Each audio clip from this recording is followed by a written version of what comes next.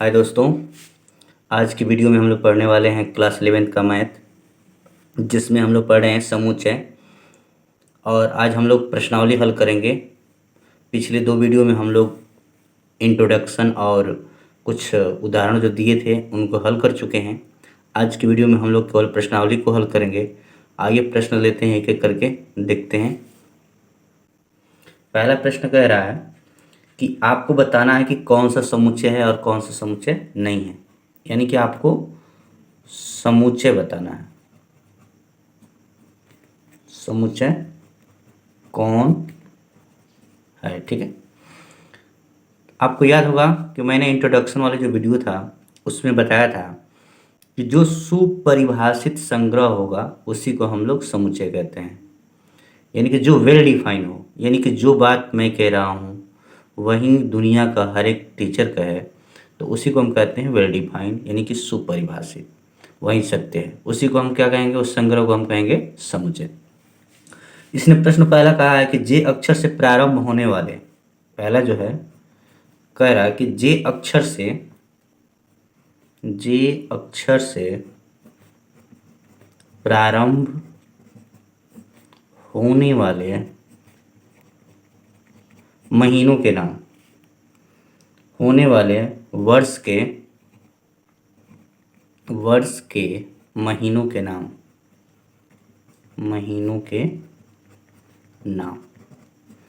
करें कि जे अक्षर से प्रारंभ होने वाले वर्ष के महीनों का नाम समुच्चय है या नहीं है। तो समुच्चय होगा, इसलिए कि ये जे से प्रारंभ होने वाला जनवरी हो जाएगा आपका, उसके बाद से जून हो जाएगा, उसके बाद से जुलाई हो जाएगा। इस तरह से आपका ये फिक्स है कि कोई भी यही बताएगा कि जे से जो महीना प्रारंभ होगा जनवरी होगा, जून होगा और जुलाई होगा। कोई भी व्यक्ति ये नहीं कहेगा कि जे से जो महीना प्रारंभ होगा वो मार्च होगा, अप्रैल होगा। इस तरह का कोई जवाब नहीं देगा। सभी लोग यही बताएंगे, जनवरी, जून और जुलाई। नेक्स्ट क्वेश्चन ये कह रहा है कि भारत के 10 सबसे अधिक प्रतिभाशाली लेखकों का संग्रह। यानी भारत के सबसे अधिक प्रतिभाशाली लेखक का संग्रह ये नहीं होगा, क्योंकि किसी के लिए मुंशी प्रेमचंद्र हैं तो किसी के लिए कोई अलग अलग, मतलब कि आपका लेखकों का नाम देखने को मिलेगा। इसलिए यह सुपरिभाषित नहीं है, सबका रिजल्ट अलग अलग आएगा, ठीक है। तो इसलिए समुच्चय नहीं होगा, ठीक है। दूसरा जो है समुच्चय नहीं होगा, जैसा कि आप लोग देखिएगा इस किताब पर, समझ लीजिए। देखिए कह रहा है कि भारत के 10 सबसे अधिक प्रतिभाशाली लेखकों का संग्रह, ये समुच्चय नहीं होगा। कह रहे कि विश्व के सर्वश्रेष्ठ 11 बल्लेबाजों का संग्रह। तो विश्व के सर्वश्रेष्ठ 11 बल्लेबाजों का संग्रह समुच्चय है कि नहीं है, तो ये भी समुच्चय नहीं है। इसलिए कि 11 बल्लेबाजों में किसी के महेंद्र सिंह धोनी हैं, तो किसी के सचिन तेंदुलकर हैं, तो किसी के वीरेंद्र सहवाग होंगे, तो किसी के रविंद्र जडेजा होंगे। तो इस तरह से 11 का चयन जो होगा अलग अलग आएगा, ठीक है। इसलिए ये भी आपका समुच्चय नहीं है। तीसरा भी समुच्चय नहीं है। चौथा कह रहा है कि आपकी कक्षा के सभी बालकों का संग्रह, ये समुच्चय होगा, क्योंकि आपके कक्षा के सभी बालकों का संग्रह पूछ रहा है। ये फिक्स है कि आपके कक्षा के ही केवल पूछ रहा है, ठीक है। इसलिए आप इसको समुच्चय कह सकते हैं। करें कि 100 से कम सभी प्राकृतिक संख्याओं का संग्रह। इसने कहा है 100 से कम, तो 100 से कम प्राकृतिक संख्या 1 से 99 तक होगा, अर्थात सभी लोग यही बताएंगे। इसलिए ये भी क्या होगा, समुच्चय होगा। छठवां कह रहा है कि लेखक प्रेमचंद द्वारा लिखित उपन्यासों का संग्रह। ये फिक्स कह रहा है कि लेखक प्रेमचंद द्वारा लिखी उपन्यासों का संग्रह, ये भी आपका समुच्चय हो जाएगा।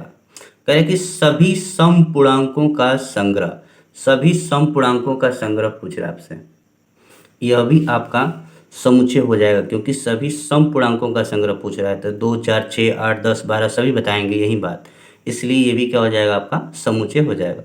लेकिन इस अध्याय में आने वाले प्रश्नों का संग्रह, इस अध्याय में जितना प्रश्न आए हैं ये सभी लोग इसी को बताएंगे, ठीक है। इसलिए ये भी आपका समुच्चय हो जाएगा, इस अध्याय में आने वाले, इस किताब में आने वाले, ठीक है।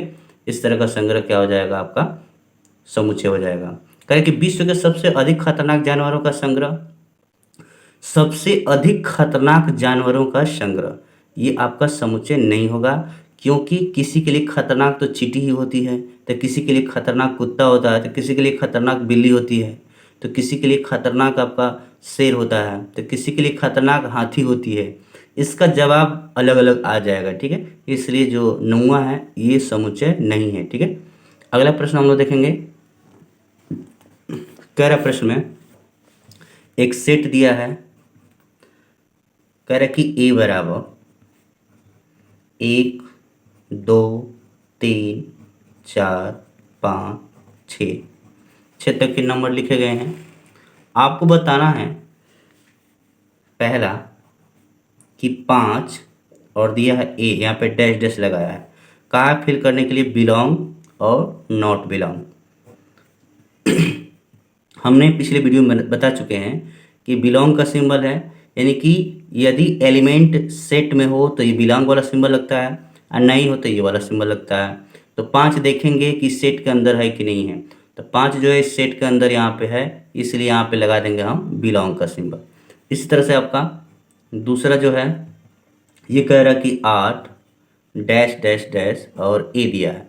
अब बताइए इस सेट के अंदर कहीं 8 दिख रहा है, कहीं 8 नहीं दिख रहा है, इसलिए हम यहाँ पे क्या करेंगे, नॉट बिलोंग का सिंबल लगाएंगे, ठीक है। तीसरा क्वेश्चन में कह रहा है क्या, तीसरा में कह रहा है कि 0 डैश डैश डैश और यहाँ पे ए लिखा हुआ है, ठीक है। तो इसमें क्या करेंगे हम लोग, फिर देखेंगे कि 0 इस सेट के अंदर है कि नहीं है, तो 0 इस सेट के अंदर नहीं है, इसलिए यहाँ पर भी हम लगा देंगे क्या, नॉट बिलोंग। उसी तरह से चौथा लेते हैं।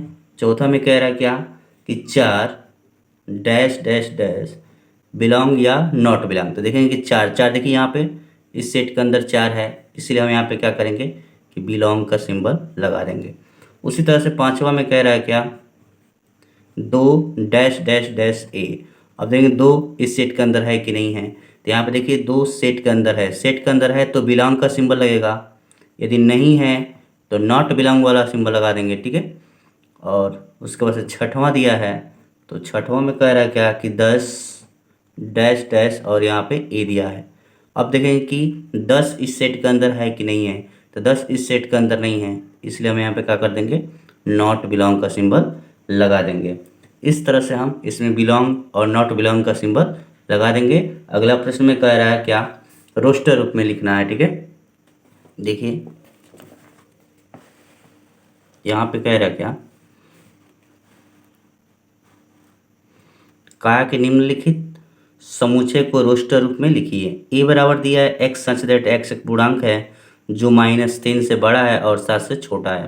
माने पूर्णांक ऐसा लिखना है, रोस्टर रूप में क्या करते हैं कि ये समुच्चय निर्माण रूप में लिखा हुआ है, अब इसको हमको रोस्टर रूप में लिखना है, यानी कि सारे एलिमेंट को लिखना होता है, ठीक है, रोस्टर रूप में। तो -3 से बड़ा और 7 से छोटा, तो हम सेट के अंदर लिख देंगे ए बराबर -3 से बड़ा हो और आपका, तो इसमें लिख देंगे -3 से बड़ा, -2 -1 0 1 2 3 4 5 और ये हो जाएगा आपका 6। बस इतना ही मझले कोष्ठक के अंदर लिख देंगे। तो पहले वाले का आंसर ये हो जाएगा आपका, रोस्टर रूप में लिखना है केवल, ठीक है। और दूसरा कह रहा है कि, दूसरा जो है कहा कि एक्स सच दैट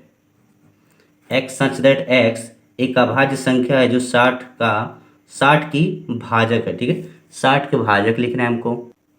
देखिए दूसरा क्वेश्चन क्या कह रहा है क्या, एक्स सच दैट एक्स संख्या 6 से कम प्राकृतिक संख्या, यानी कि 6 से कम प्राकृतिक संख्या लिखना है आपको, वो भी रोस्टर रूप में, ठीक है। तो 6 से कम लिख दीजिए प्राकृतिक संख्या, 1 2 3 4 और ये हो जाएगा आपका 5। 6 से कम प्राकृतिक संख्या हो गया, आपको केवल रोस्टर रूप में सारे एलिमेंट को लिख देना है, ठीक है। तीसरा क्वेश्चन ये कह रहा क्या, सी इक्वल टू, कह रहा कि एक्स सच दैट एक्स, यहाँ पे देखिए क्वेश्चन को, कह रहा कि एक्स सच दैट एक्स 2 अंकों की ऐसी प्राकृतिक संख्या है जिसके अंकों का योगफल 8 है। ध्यान दीजिएगा कि ये 2 अंकों की संख्या है और जिसके अंकों का योगफल क्या आना चाहिए, तो 8 आना चाहिए। तो पहला हो जाएगा 17, दोनों को जोड़ेंगे तो हो जाएगा 8, और दूसरा हो जाएगा 26, तीसरा हो जाएगा आपका 35, और चौथा हो जाएगा आपका 44, और पांचवा हो जाएगा 53, उसके बाद से हो जाएगा आपका 62, उसके बाद से हो जाएगा आपका 71, उसके बाद से हो जाएगा आपका 80, उसके बाद से आपका कोई और एलिमेंट नहीं हो पाएगा जिसका योगफल आपका 8 हो और 2 अंकों की संख्या पूछा था। बस इतना ही रहने देंगे, इसका यही आंसर हो जाएगा। ठीक है, आगे का प्रश्न हम लोग देखेंगे। अगले देखेंगे चौथा, देखेंगे आप लोग यहाँ पे देख लीजिए। चौथा क्वेश्चन कह रहा है क्या, एक्स सच दैट एक्स एक अभाज्य संख्या है जो संख्या 6 की भाजक है। जो x है वो क्या है, अभाज्य संख्या है और वो 60 का भाजक भी हो। तो ऐसी संख्या हमको बतानी है जो 60 का भाजक हो और अभाज्य संख्या हो। तो कौन कौन सी संख्या हो जाएगी आपकी, उसको लिखना है। ठीक है, वो भी रोस्टर रूप में लिखना है आपको। तो चौथा क्वेश्चन को हम क्या करेंगे, यानी कि d बराबर उसका भाजक हो जाएगा पहला 2, 2 एक अभाज्य संख्या है और 60 का भाजक भी है। 3 भी हो जाएगा आपका, 3 अभाज्य संख्या है और आपका 60 का भाजक है। उसके बाद से 5 भी हो जाएगा आपका, जो कि अभाज्य संख्या भी है और 60 का क्या है, भाजक भी है। बस आपका इतना ही होगा, उसके आगे नहीं हो पाएगा। ठीक है, अगला प्रश्न देखेंगे हम लोग, पांचवा प्रश्न। पांचवा, ई बराबर जैसे दिया है क्वेश्चन में, इसको देख लेंगे आप लोग, इसको स्क्रीन पर देख लीजिए किताब से। कह रहा है कि ये ट्रिग्नोमेट्री शब्द लिखा गया, कह रहा है कि इसके अक्षरों का समुच्चय आपको बताना है। तो इसमें से हम क्या करेंगे, चूंकि सेट के अंदर पढ़े हों, सेट के अंदर एक एलिमेंट से अधिक नहीं लिखा जाता है। तो एक हो जाएगा आपका टी, दूसरा हो जाएगा आपका आर, उसके बाद से हो जाएगा आई, उसके बाद से हो जाएगा आपका जी, उसके बाद से हो जाएगा आपका ओ, उसके बाद से हो जाएगा आपका एन, उसके बाद से ओ पुनः नहीं लिखेंगे, उसके बाद से लिखेंगे एम, उसके बाद से हो जाएगा आपका ई, उसके हो जाएगा आपका टी नहीं लिखेंगे पुनः, उसके बाद से हो जाएगा आपका आर, आर पी नहीं लिखेंगे, अब सीधे आप क्या लिख देंगे, वाई लिख देंगे। इसका आंसर हो जाएगा ये। ट्रिग्नोमेट्री का आप लोग यही लिखेंगे लेटर, जिसका हम क्या करेंगे, एक से अधिक बार नहीं लिखते हैं मध्यले कोष्ठक के अंदर। अगला प्रश्न हम लोग देखेंगे। अगला प्रश्न क्या कह रहा है, देखिए, कह रहा है कि एफ बराबर BETTER बेटर, इसका कह रहा है कि बेटर का